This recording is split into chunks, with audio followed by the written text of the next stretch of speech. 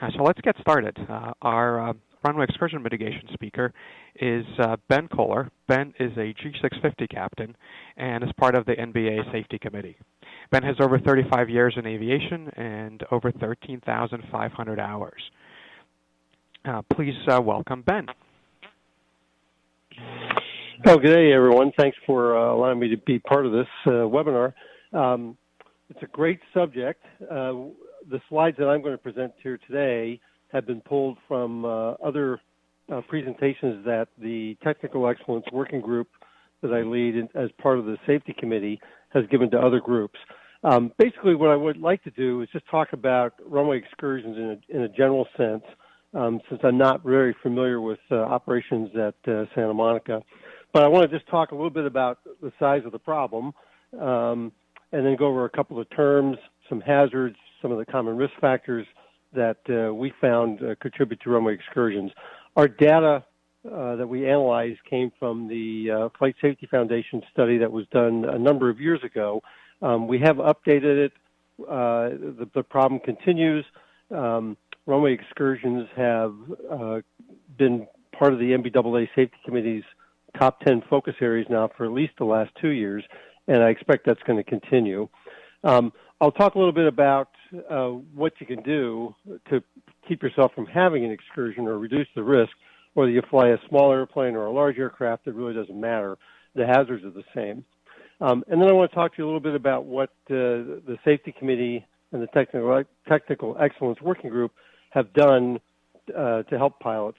Basically, we've created a guide which walks you through the steps of reducing your risk. So let's get started here with the definition. Runway excursion is any kind of a departure from the concrete, if you want to think of it that way. You can veer off to the side, or as we'll find out later, most likely you're going to overrun the end of the runway. And that can occur during takeoff or landing. It doesn't really matter. Keeps trying to call you. So the problem, the scope of the problem, when we looked at that study, we found that runway excursions are a major category for accidents worldwide. During the study period, they accounted for 23% of the overall accidents. And last year, in 2016, actually that's 2 years ago now, there's 42% of the accidents involved in excursion of some type. The one thing I want you to think about and take away from this is that it doesn't matter who you are or what you fly, okay? These problems are totally agnostic as to what kind of aircraft, where you fly, and how much experience you have. It can happen to anybody.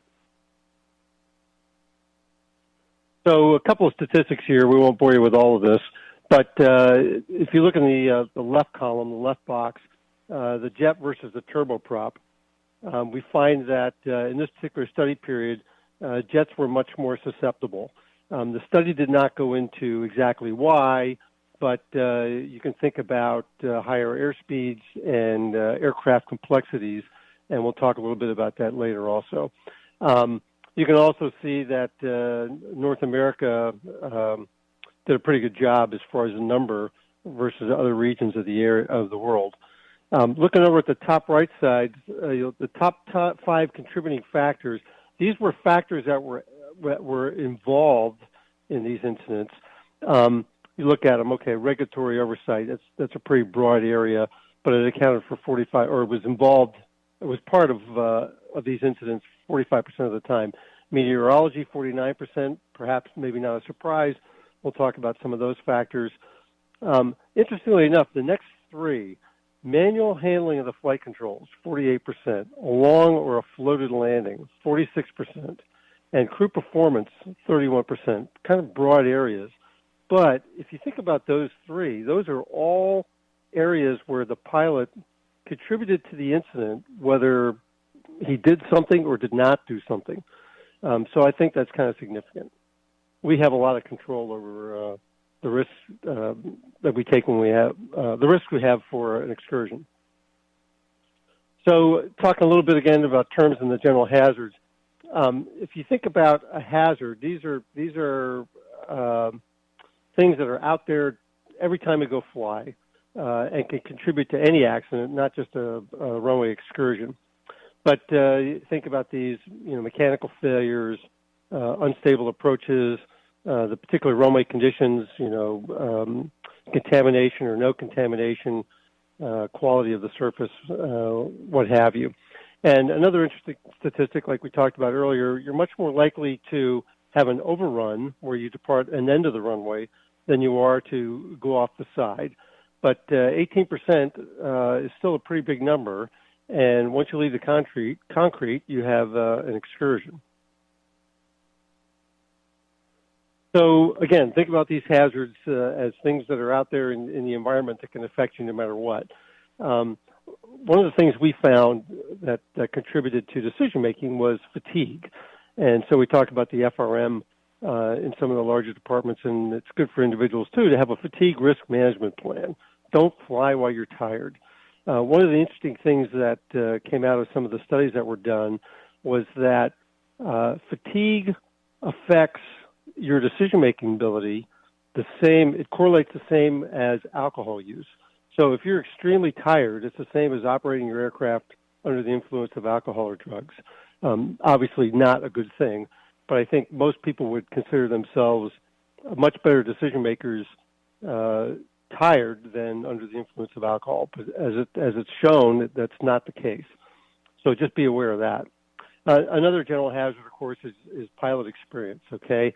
How much training do you get? How often do you get training? What's the quality of that training? Do you fly with another person? You're part of a crew. What's their experience level? What's your crew resource management skills? Do you work together well? Obviously, how much time do you have in the airplane? And how much time do you have out there in the real world? Those are all hazards. The airport and runway characteristics, which is pretty important here today, what kind of restrictions does the airport have? The approaches, what's the glide slope, the steepness of the slope? How much length do you have? Is it grooved? Another factor that affects a lot of areas in the Northeast and, of course, in the West Coast is the airspace congestion. There's just so many airports and so many airplanes that can be distracting. Weather, of course, is a big issue, hazard at any time of the year and any part of the world. Time of day can affect the angle of the sun, which can make visibility much harder or much more of a challenge. Looking for airports and making sure you know where you are, your situational awareness. The instrument approach type, if you're flying an instrument approach, is it a non-precision? Is it precision? How complex is it? Some of them can be very complex, obviously, and those all lead to distractions. Of course, the aircraft characteristics and limitations. If you operate with a minimum equipment list, is all your equipment operating? If it's not, what kind of limitations do you have, and how does that affect your performance? And then, of course, the operation of the airport itself. Many times, a smaller satellite airport will be operating under the influence of a larger airport. I think of Teterboro and Morristown up here in the Northeast, where their operations are totally dependent on operations at LaGuardia, Newark, and JFK, for example, as far as the primary runway, which may or may not work best for that individual airport. So those are all some of the general hazards. Now, when we talk about risk factors, think about a risk factor as something that the individual pilot takes upon himself to either do or not do. Okay, so you have your general hazards, which affect all of us, but then we can operate in that environment and make things riskier or less riskier. And some of the factors that the study found for takeoff or that contributed to takeoff excursions were listed right there. Rejected takeoff above V1. No surprise, right? You reject above your V1, and you run a higher risk of running off the end of the runway. A loss of pilot direction control. That seems pretty obvious, too. But why did that happen is the bigger question. Why did you lose directional control? A rejected takeoff below V1. This sounds kind of counterintuitive. Why, as long as you reject below V1, you shouldn't run off the end of the runway. Your performance data tells you that. The reality is most people don't practice rejected takeoffs in the aircraft. They do them in the simulator. They know it's happening. or they chair fly it, they talk about it, and everything goes perfect every time. The other thing is a rejected takeoff, especially in the high-speed regime, is a risky maneuver. So no surprise, excursions are more likely to occur.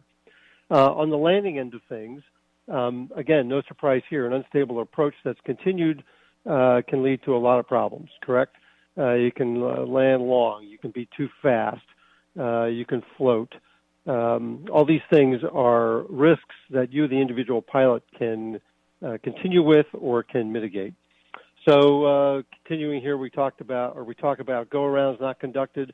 So regardless of whether you're flying a stable approach or a non-stable approach, there's something going on that is going to cause you to potentially land long or lose directional control. You should be thinking about a go-around there. Floated long and a long touchdown. How many of us always try for that real nice touchdown every single time to impress either passengers or friends? And guess what? That is a high risk for a runway excursion. Probably not something that you're really interested in showing off. Another interesting thing that we found, that the Flight Safety Foundation found, was that landing gear malfunctions were contributing, or were a high risk factor for runway excursions.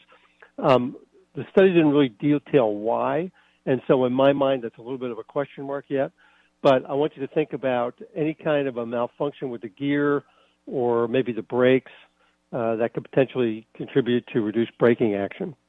And then, of course, that leads right into ineffective braking, such as hydroplaning, contamination, poor use of technique, or I shouldn't say poor use, but poor technique upon landing as far as using the brakes. I've seen some pilots get a nice touchdown in the touchdown zone and then, try and fly the nose wheel down the runway, being real smooth, or, trying to play Top Gun.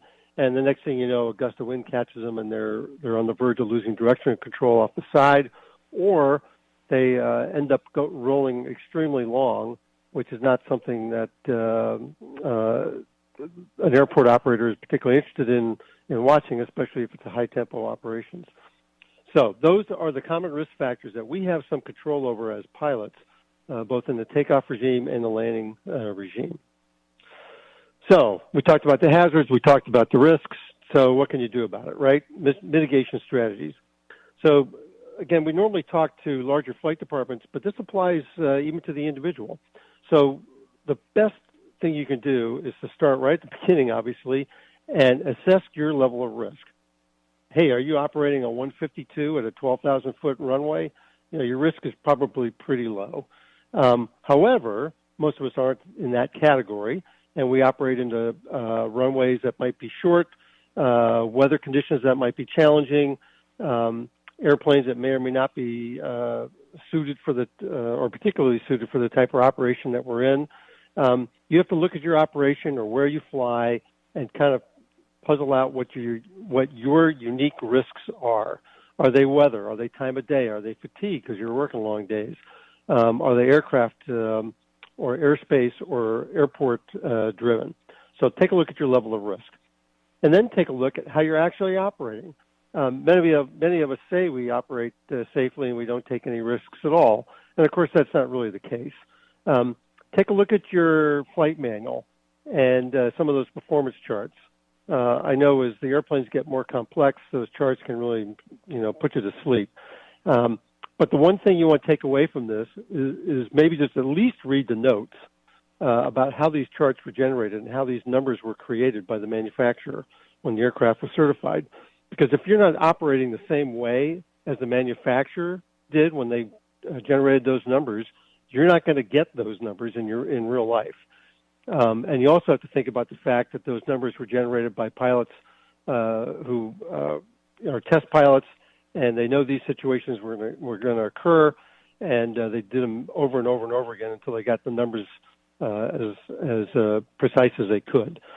So take a look at your AFM and read those notes around the performance charts. Then there's a laundry list here of some other resources that you can look at. Some of these are kind of numbing to read through, but if you at least skim them, you're going to get a lot of good information. One of the things we found when the Technical Excellence Working Group looked at the problem of runway excursions was that there's a lot of separate groups out there, the FAA, IBAC, NBAA, AOPA, that were putting out information about runway excursions and how to prevent them. Lots of good ideas, but there was no one-stop shopping, if you will, where you could go and look at all the different resources and decide what was most appropriate for you, or where you could get the most for your time, for your limited time, as far as reading goes. So the Technical Excellence Working Group put together a runway excursion prevention guide, which is available on the NBAA website under safety. You have to drill down a little bit, but the guide is there.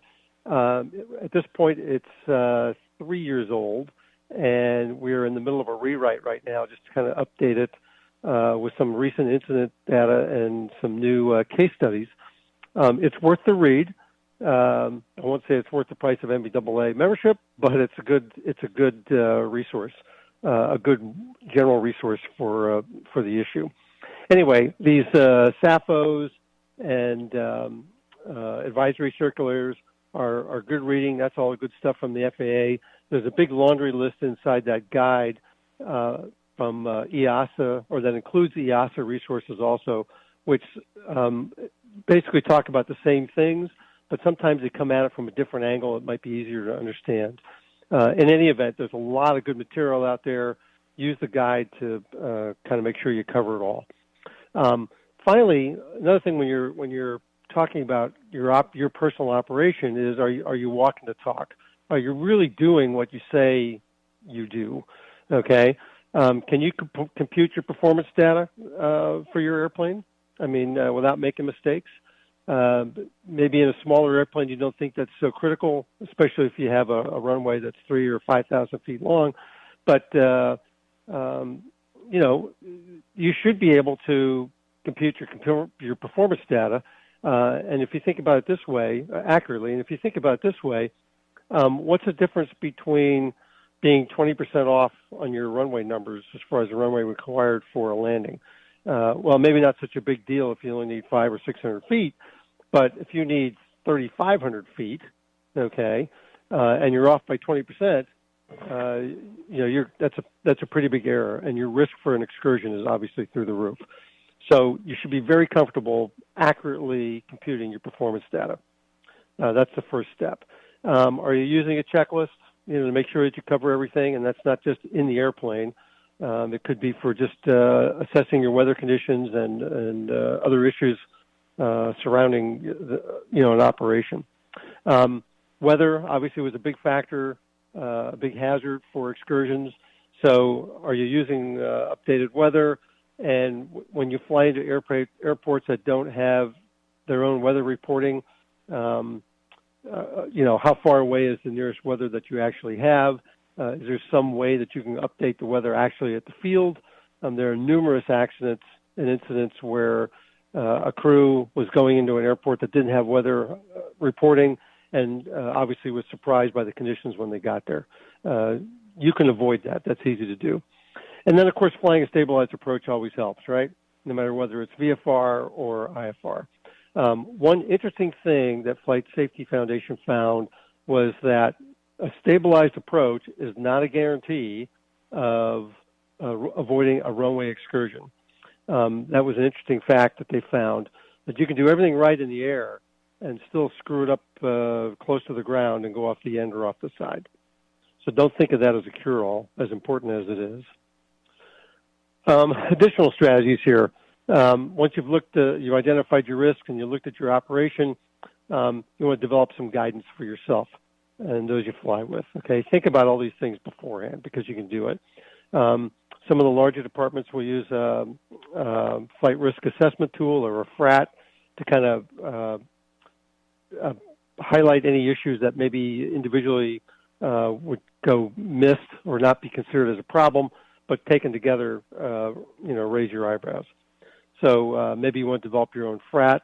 There's plenty of guidance out there on how to do so from the FAA. I have in here also management approval. Or if you are a single pilot, maybe you want to get a trusted second opinion in a particular operation. Maybe your frat or just your sense of your capabilities makes you wonder, is this really a smart thing to be doing? Well, ask somebody. Get a second opinion on whether this is a good idea, what you're planning on doing. Your airport limitations, most of the larger airports, of course, have lots of approaches and radio frequencies, so the potential for going lost comm or running up against an airport limitation that could cause an excursion are pretty low. But you want to take a look at the airport itself, make sure everything's operating, or at least be aware of what equipment and what approaches are available to you. Another thing that you can do with the larger aircraft, and I think it probably has a less of effect with smaller aircraft, is operate at lower weights. Those will give you a performance margin, which is always a nice thing to have. Obviously, maybe you don't want to take her off with full fuel all the time without thinking about it anyway. Perhaps personal weather minimums too. Let's say you're a new pilot or you're a low time pilot, or you haven't flown a lot recently. We all know that flying is a proficiency game, and so if you're not as proficient as you used to be or as that you want to be, don't put yourself up against the limits all the time. Give yourself a little bit of slack to play with. And then the same thing, in the same vein, maybe you don't want to operate into a runway that's 1,000 feet long just because your performance data says on a perfect day with a perfect pilot, you need 1,000 feet to stop. So think about some of those ways that you can reduce your personal risk and your operations risk of an excursion. And then finally, training. Whether you just get a biannual every year or if you're in the simulator every 6 months flying a larger aircraft, it really doesn't matter. Treat the training or the simulator just like you would the aircraft. It's hard to do, but boy, I tell you what, it pays a lot of dividends. I've seen it. We used to say in the service, fly the way you train and train the way you fly. So enough said on that item there. Treat every flight the same. And what I mean by this is just because it's a VFR day and you're just going to hop over the hill here to have a burger with a friend, treat that flight the same as you would a flight of 1,000 miles in hard IFR with minimum equipment. Okay, when you start letting complacency slip in, that's where something's going to bite you. One of those hazards is going to rear its head, and you're going to end up finding that you took a risk that you really didn't even realize you were taking. So treat every flight the same. And think about when you do your training or you do your hanger flying with your friends, think about some of the common hazards and risks that you faced or that you have faced or that you heard other people have problems with. And you'll end up talking through a lot of solutions that you hadn't thought of before. It's well worth the time. And, of course, I've said this before, know your aircraft procedures, certainly, and, of course, be certain that you can do some minimum performance problems so that you know that if a runway has been shortened or, there's a displaced threshold or something that was in the NOTAMs, you have the performance to land at that airport or to take off at that airport. That should be, without a question, you should be able to do that without any problem. And, of course, again, once you come up with all this guidance for yourself, make sure you follow it.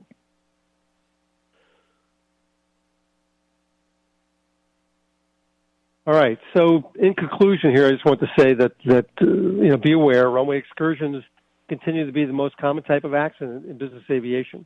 It's kind of surprising, but it's true. And of course, the first step in avoiding these incidences is awareness of the risk, which is what we're doing here today. And talk just a few recommendations here. Obviously, have a plan. I'm going to pump that runway excursion prevention guide again because it's a good checklist, if you will, for everything I just talked about, assessing your operation, identifying the risks, mitigating those risks, and then training, and then all the list of resources. And we also have a couple of case studies at the end which are good for just reading through and stimulating discussion among some friends or in a department safety meeting. It's all good stuff. Again, assess your exposure and then mitigate those risks, read those references, understand your airplane's performance, and realistically look at the way you operate. All right? And over again, we say train, train, and train again. That's the best way to avoid being surprised. Now, with that, Alex, I'll turn it back to you.